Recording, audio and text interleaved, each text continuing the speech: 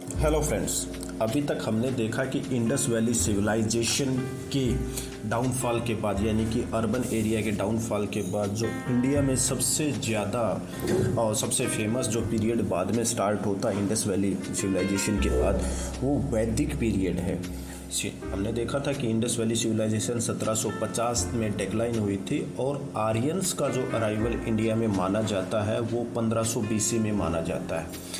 अब आर्यंस कौन थे, कहाँ से आए थे, ये भी एक सवाल है। इसमें सबसे ज़्यादा जो अलग कंट्रोवर्शियल पॉइंट्स हैं, इसमें जैसे बोगचाई इंस्क्रिप्शन है टर्की एशिया माइनर, जिसको टर्की कंट्री में है, वहाँ पे वेदों के बारे में वर्णन मिला है। तो माना जाता है कि ये लोग जो है टर्की या सेंट्रल एशिया से आए थे।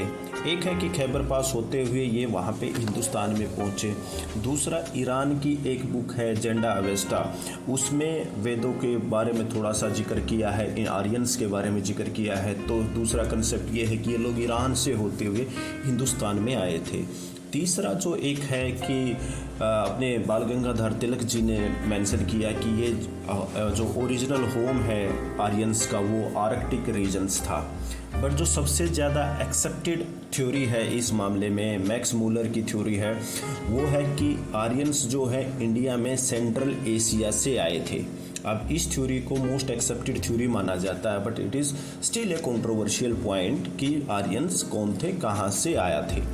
अब बात यह है कि एक सिविलाइजेशन हमने देखी इंडस वैली सिविलाइजेशन, जो कि थी अर्बन सिविलाइजेशन। उसके बाद जो टाइम गैप स्टार्ट होता है 250 ईयर्स का, और उसके बाद जो नई सिविलाइजेशन बोल सकते हैं या नया पीरियड जो स्टार्ट होता है वो होता है वैदिक पीरियड।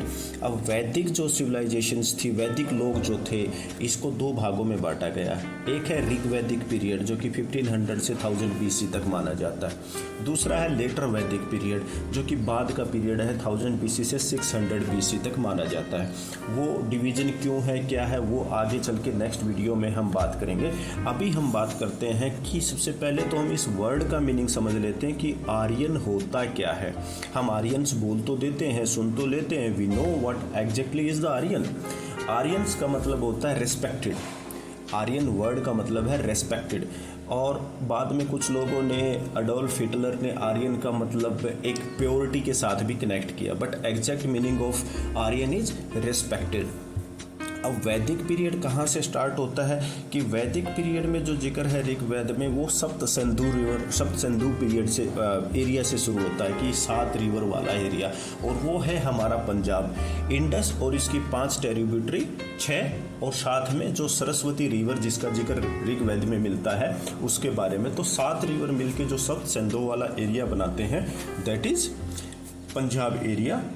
और इसी पीरियड को हम सब सिंधु वाला पीरियड या वैदिक पीरियड में मानते हैं कि वहाँ पे ऐसा ओरिजिन हुआ। वहाँ पे कुछ ऑर्गेनाइजेशंस बनी कि सब सिंधु के टाइम पे, यानी कि वैदिक पीरियड में। अब ये थे क्या, लोग करते क्या थे, ऑक्यूपेशन क्या था, क्योंकि पहले वालों का हमने देखा कि Indus valley people were more the traders. अब वैदिक लोग क्या करते थे, एग्रीकल्चरिस्ट थे, पेस्टोरल्स थे, क्या थे, एग्रीकल्चरिस्ट थे। तो और उनका जो सिस्टम था, एडमिनिस्ट्रेटिव सिस्टम था, वो कौन सा था। तो एडमिनिस्ट्रेटिव सिस्टम तो मोनार्किकल फॉर्म यहाँ पे ओरिजिन होता है, लेकिन एज एक तरह से मोनार्की वाज नॉट एब्सोल्यूट। उसके असिस्ट करने के लिए सभा समिति नाम की अलग अलग चीज़ें होती थी। अलग अलग सभा समिति, गण, विदत, ये सब अलग अलग ऑर्गेनाइजेशंस थी।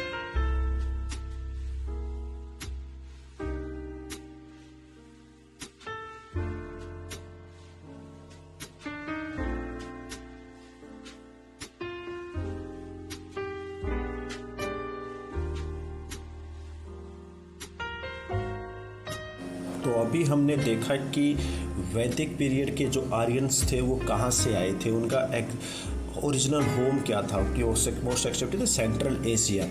और उनके जो मोनार्किकल सिस्टम था, कि मोनार्किकल सिस्टम वहाँ से शुरू होता है, सब सिंधु से स्टार्ट होता है वहाँ से।